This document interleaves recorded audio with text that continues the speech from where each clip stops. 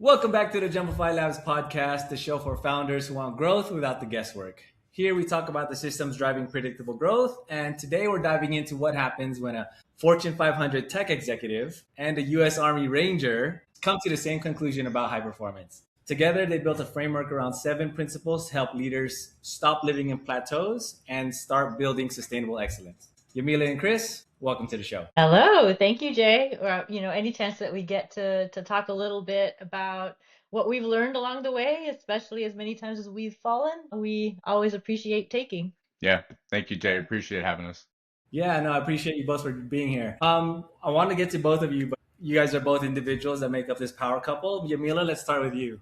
Why Okay. don't you give us the 2-minute timeline? You've had 30 years in tech. What did you learn about performance that most people miss? Gosh, okay. The 2-minute timeline in performance. Well, I think that one of the biggest misconceptions is that you are either born with talent that's going to take you from beginning to end. And I think it's also that it's always going to be these small wins and there isn't a way to kind of like sustain it, right? Like there's this like magic potion that you can sit back and things are going to happen for you, when the reality is, number one, that whole talent thing is a myth. Talent's only going to take you so far. But when you think about performance and sustained performance, it's not inherited. It's something that you can architect and build and grow. And on the other side of it, it's all the little mundane things that you do every day. It's not a fad diet, right? It's a lifestyle. And so when you think about a framework, it's about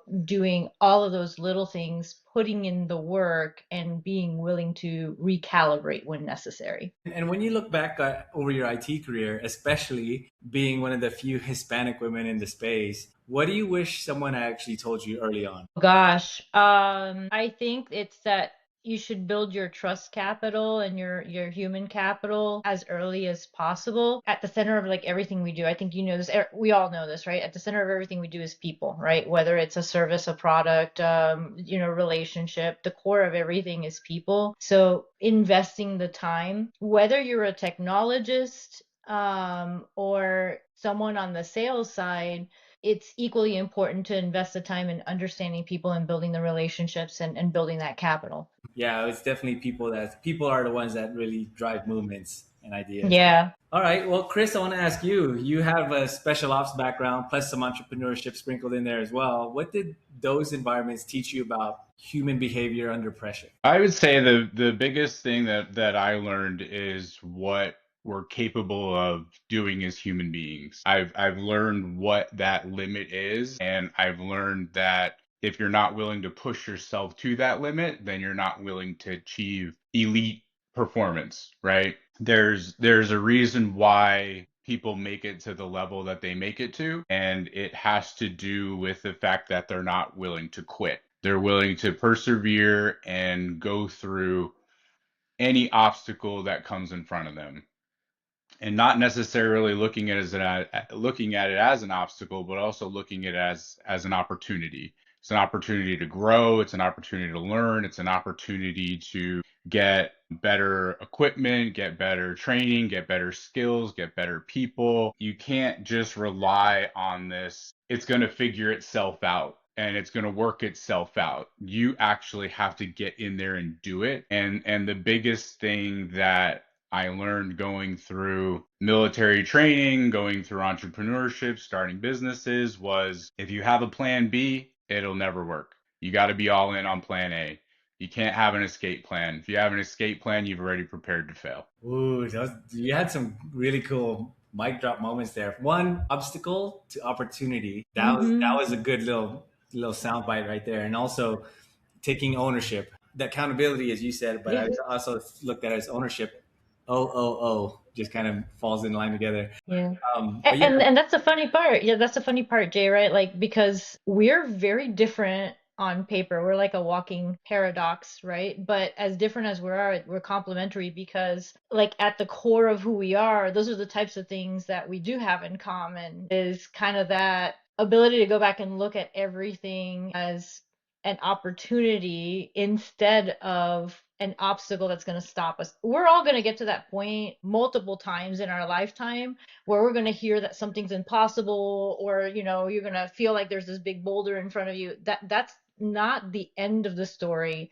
That's the beginning. That's the opportunity for you to reinvent the story, right? That's the art of the possible.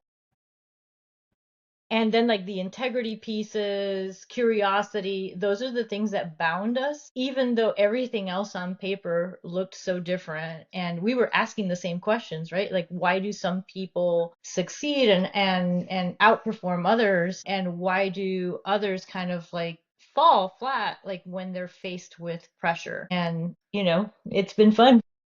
Yeah.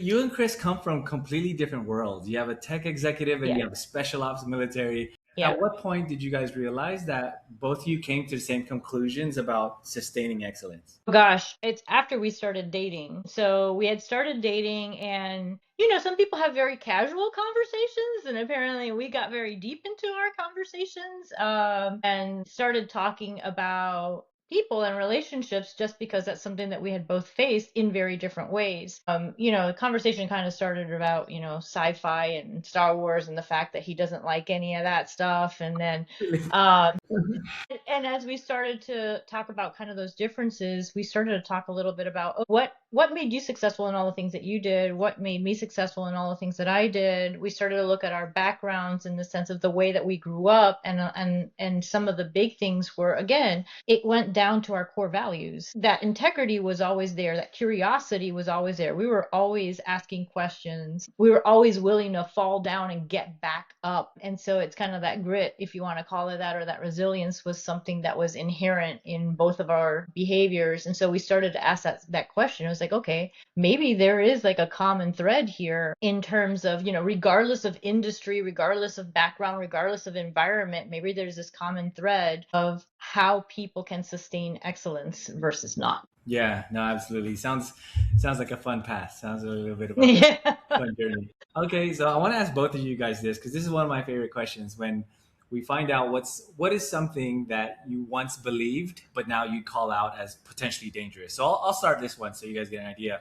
One thing that I used to always believe was you have to just put in more work. Just grind it, Yeah. grind it, when actually it can help to actually pause, step back, and work a little bit smarter, not harder. I enlisted in the military and I just thought, okay, we just had to work more. So now that's one myth that I used to believe, but now I could call it out as dangerous because it can be a fast track to possible burnout if you're doing the wrong thing.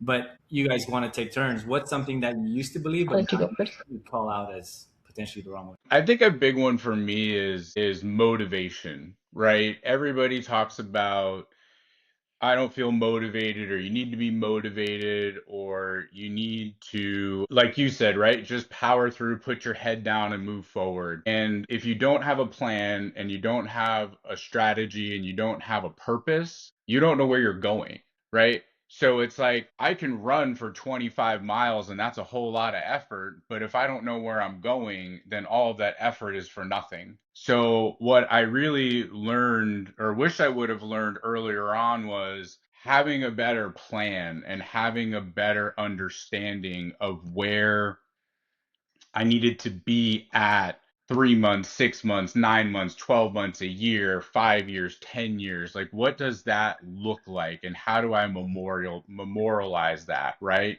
As opposed to just, I want a successful business. No one's going to outwork me. I'm not going to quit. I'm smart. I've got the determination, and I'm just going to do it, and I'm just going to make it happen. As opposed to really sitting down and putting the time and the effort into the plan and into the strategy, then going out and executing and learning from those little mistakes and those little flags that pop up here and there, that at the beginning I would just plow right past them. Like, oh, that's nothing, that's nothing, that's nothing. And if it's not $1 million problem, it's not a problem, right? But that $1,000 problem might end up turning into $1 million problem because you didn't give it the right attention. So I think for me, if I would have really learned how valuable it is to put the work into that strategy, purpose, and path, then I think it would have resulted a lot less black eyes, bloody noses, and fat lips. Yeah, for sure. And it goes into like just less rework as a business. But yeah, in anything Yeah. else, you get the arrows in your back when you're trying a whole bunch of different things and not sticking to any core plan. Yeah, and then if you do the math, right, you look at it and you're like, I just made $10,000, but I worked 10,000 hours, so I made $1 an hour. Yeah. Right? As opposed to I could have made $10,000 and worked 500 hours, Yeah.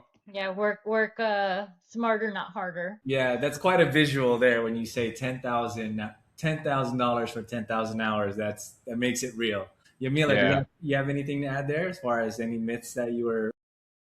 Yeah, so I didn't have a, traditional educational path. I started working at the age of 14 and I was helping family to pay rent and so forth. And I think that for me, a lot of it, like you, I thought I'm going to work hard and put my head down and people will see the value in the work that I'm doing and I'm going to progress. And I think that that organic growth works for a certain period of time until it doesn't. And you have to make that active choice to be intentional about your career path and the choices that you're going to make there forward. And the things that you're willing to compromise versus the things that you're not willing to compromise. And I kind of think about it like, okay, you can look at your career like sitting in a canoe and you can either have the oars in the canoe and the water and the currents are taking you in the direction that they want to take you in, or in some cases if there's no current at all you're just going to stand still, versus at some point you're going to, like, if you don't put the oars in the water you may end up over the precipice of a waterfall and start going down. And so it's like really being intentional about the decisions that you're making in your career. I think a lot of people that I've spoken to were in the same boat as I was in, where it's like, okay, I'm going to let things happen organically. But yeah, at some point you have to be intentional because change is going to happen whether you wanted to or not. You could be standing perfectly still, or like Rip Van Winkle, you can sleep under a tree for 100 years. But when you wake up, change will still have happened. So it can happen to you, with you, or by you. Try and be at that point where it's happening with you and by you. Yeah. I think one more thing to add as Yamila was talking is you have to be okay with being misunderstood, right? People that you thought were your friends and people that you thought were your support are not going to understand your mindset and what you have to do to succeed as an entrepreneur. So you have to be okay with losing some of your high school buddies, losing some of your college buddies, because they're going to look at you like you're crazy, right? They're going to be like, what are you doing? Why are you working so hard? It's your business. You should be the boss. You should be making the rules. You should have these days off. And that's just not how it works. And so it's like you have to be okay with being misunderstood and being looked at as if you're crazy. Because you kind of have to be a little crazy. Yeah, this game is not for the weak. This is No. this is a tough game, but that's why also we play it long enough till we reap the benefits, because we get the freedom of time, freedom of Yeah. money, and all the other things that come with it. But yes, it is You said something funny about like freedom of time, freedom of money, and so forth. But the funny thing is, all of that is a paradox, right? Because in yeah, order to have free time, you have to be willing to put in the structure in order to create the ability to have that time. It's like it's all paradoxes. Mm-hmm. So the balance is kind of an illusion, because balance doesn't mean that it's going to be 50-50. There's always going to be times, like even in our relationship, right? There's going to be times where, I'm carrying the heavier load and times where you're carrying the heavier load, and that's what balance really means. It's not about being split down the middle and having 50-50 at all times. yeah, absolutely. This kind of good segue into your signature way of diagnosing why someone or an organization is stuck. You have a framework that you follow, which is going to be released into the wild in your upcoming book. Why don't you share It is, about yes. your framework? Yeah, so we have a book coming up. It's titled Performance Unleashed: Mastering the Art of Sustained Excellence. And as part of that, we introduce what we call the R-Square framework. So Chris, if you want to talk a little bit about what makes up the framework. Yeah. Yeah. Yeah. The one of the key things, and just a quick, like, the mastery, right? In order to be successful at your, I'll just call it your craft, right? Whatever it is you decide to get into, you have to develop mastery. And I think that gets overlooked a lot, right?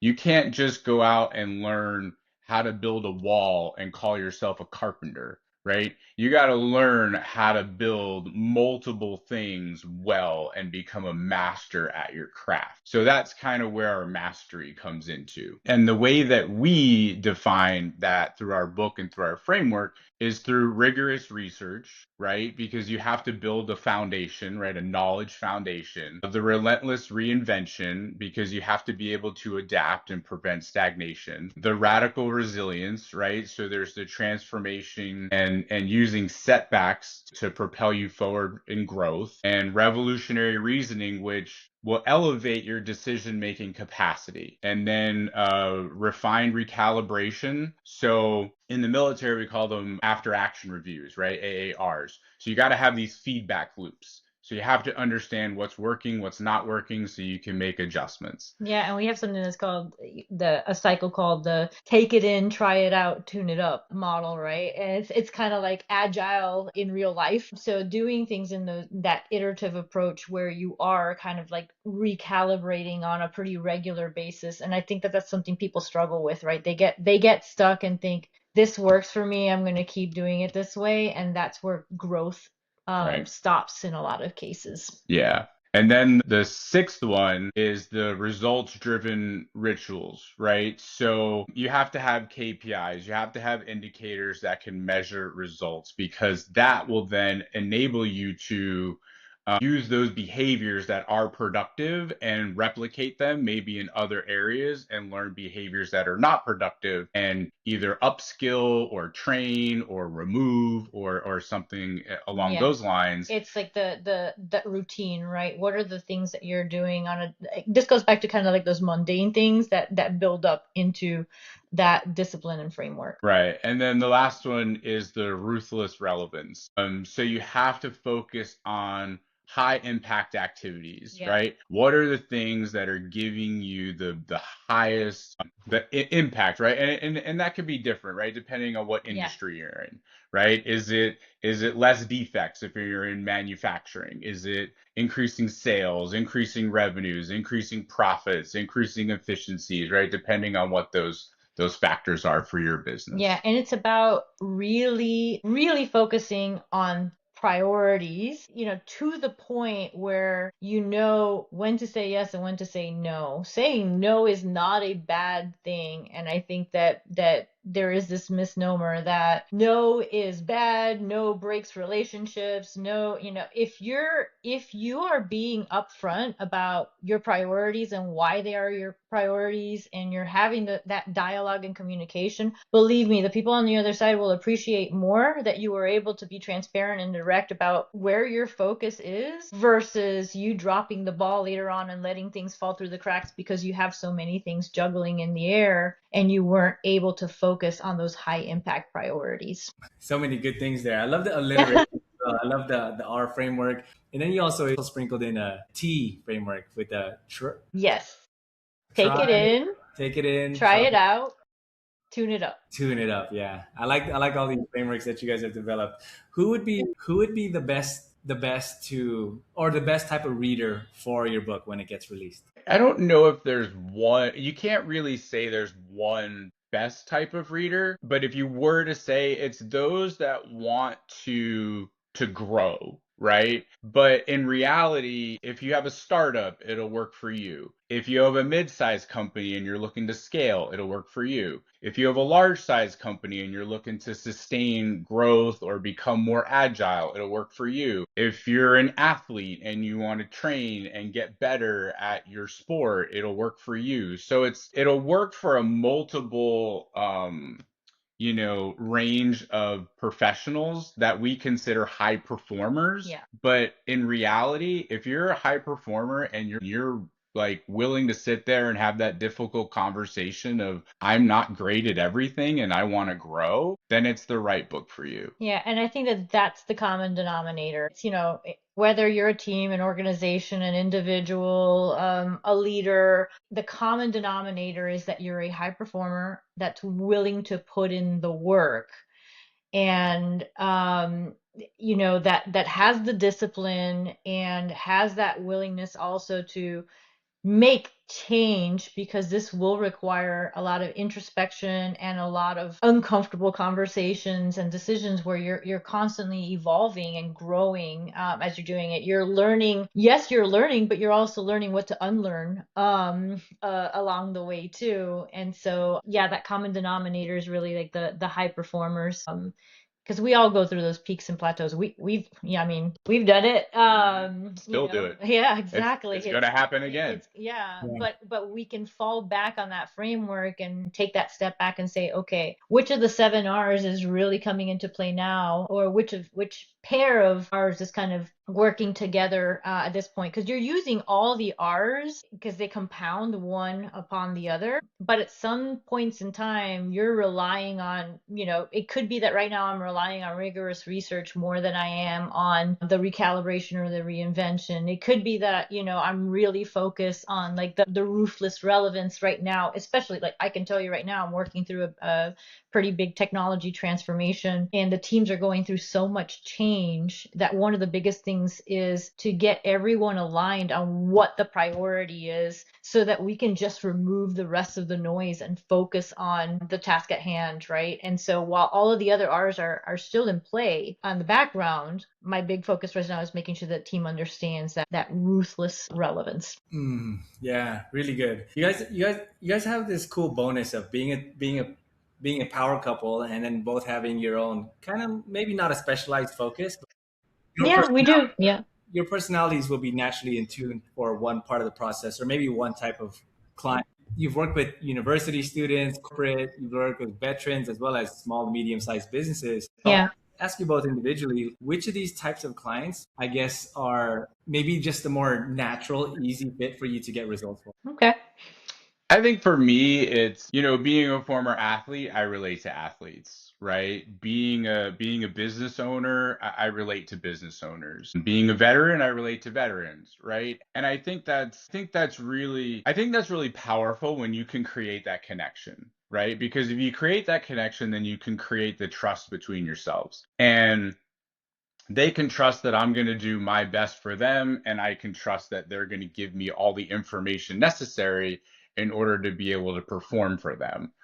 If we don't have that, and you're holding back information and I'm not, in it for you, and then at the end we both lose, right? So in order for us to both walk away and saying this was a great relationship that really helped propel your company forward, and also, or yourself if you're doing it for yourself, and also I get to learn how this was so impactful to you that I can now pass that forward to future clients, future companies, and so forth and so on. So I think working with the people that you have that automatic personal connection with is huge. If I was to go out and try to work with a restaurant, it would be a little bit difficult. I know nothing about the restaurant business, but I could look at your financials and tell you where you're winning and losing money, but I wouldn't really be able to tell you how to run your restaurant in the most, efficient way and get you to a Michelin star or something like that, right? You know what I mean? So yeah, so I think it's kind of like,